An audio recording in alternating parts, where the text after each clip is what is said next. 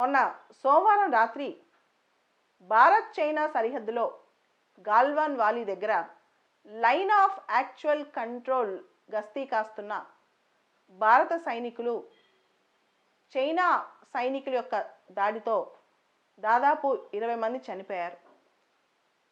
ఒక కల్నల్, తెలంగాణ బిడ్డ కల్నల్ సంతోష్ బాబు కూడా చనిపోయినట్టు తెలిసింది. అయితే ఈ ఉదంతం ఎందుకు జరిగింది? ఇండియాకి చైనాకి ఇది కొత్తగా జరిగిందా అంటే కాదు. ఈ చరిత్ర 1962 నుంచి చదువుకోవాలి. 62లో ఇండియా చైనాని అప్పటికే బాగా నమ్మింది. పంచశీల ఒప్పందం సైన్ చేసుకుంది. ఇలాంటి విషయాల్లో చైనా నమ్మకంగా ఉంటుందని చెప్పి నెహ్రూ గారు కూడా నమ్మారు.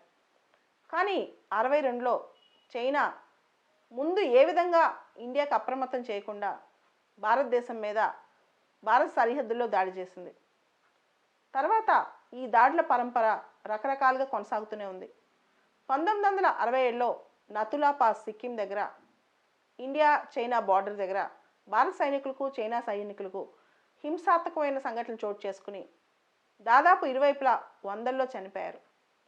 67 తర్వాత ఇంత పెద్ద అంటే కొన్ని వందల ఇన్సిడెంట్స్ జరిగాయి ఇండియా చైనా సైనికుల మధ్య. కానీ మళ్ళీ ఇలా ప్రాణాలు కోల్పోయి ఒకళ్ళొకళ్ళు చంపుకునే ఇన్సిడెంట్ మాత్రం 2020లో ఇప్పుడు జరిగింది.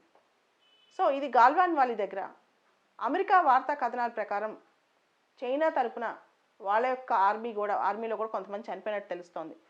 చైనా అఫీషియల్గా దాని మీద ఏ విధమైన కన్ఫర్మేషన్ ఇవ్వలేదు.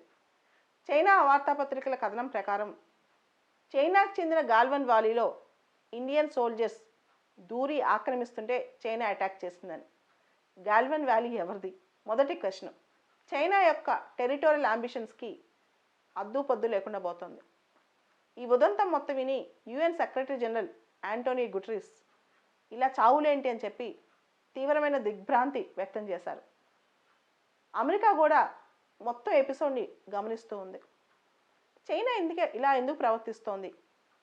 ప్రపంచం మొత్తం అతలాకుతలం అవుతుంటే కరోనా వైరస్తో చైనా ఇలాంటి టెరిటోరియల్ అంబిషన్స్తో ఏం పని అంటే, ఈ మధ్య చైనాకి చాలా ఎదురుగాలులు వీస్తున్నాయి. చైనాకి సంబంధించి హాంకాంగ్లో డెమోక్రసీ ప్రొటెస్టులు, భారతదేశం అమెరికాతో దగ్గరగా వెళ్తూ సంబంధాలు పెట్టుకోవడం, అదేవిధంగా కరోనా వైరస్ టైంలో పెట్టుబడులు కంపెనీలు చైనా నుంచి భారతదేశం ఇతర దేశాల వైపు రావడం చూడటం, చైనా నుంచి వచ్చే పెట్టుబడులకి భారతదేశం ఆటోమేటిక్ రూట్లో కాకుండా గవర్నమెంట్ రూట్లో రావాలని చెప్పి రూల్స్ మార్పులు చేయటం, సౌత్ చైనా సీలో చైనా ప్రాబల్యం చాలా దేశాలు ఎదురిస్తూ ఉండటం. సో ఇవన్నీ కూడా చైనాకి కంటగింపుగా మారాయి. ఈ టైంలో చైనా తన దురహంకారాన్ని మరోసారి చాటి చెప్పుకుంది. కానీ దేశం కోసం నిస్వార్థమైన సేవ చేసి దేశం కోసం ప్రాణాలు అర్పించిన వీర సైనికులందరికీ, ముఖ్యంగా కల్నల్ సంతోష్ బాబుకు మనందరం జై హింద్ చెప్దాం.